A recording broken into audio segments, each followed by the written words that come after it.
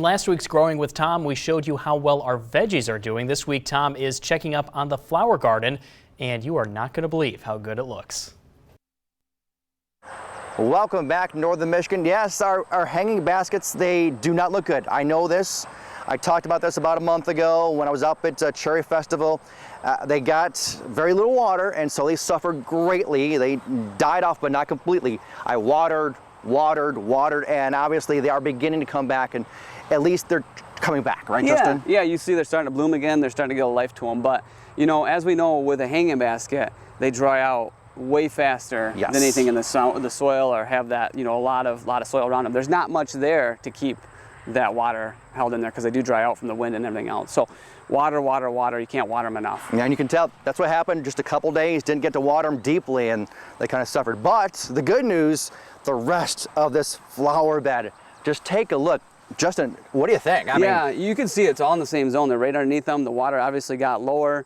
It helped hold the water as, you know, it fed the plant when the plant needed to be fed. So, you know, as we talked about in the past, flowers love their phosphorus, you know, and the minerals that we put in our soil.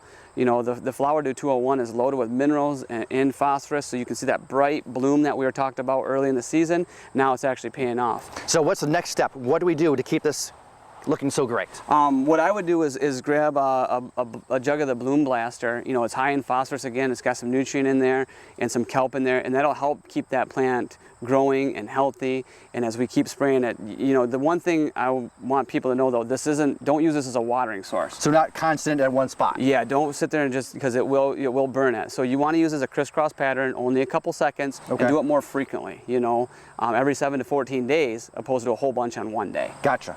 So, but yeah, they look great. I mean, things look just vibrant. I mean, this is what we wanted. I mean, they're a good 1.5 feet or so in many spots. It just, to me, I'm very happy with it, and looking great right now. And of course, looking great hopefully another month or so before that nice frost comes and fall begins, right? Right on. All right, so we're looking good, and we're talking about fall because we just planted our food plot a few weeks ago. We're gonna check it out next week and how good it's looking right now.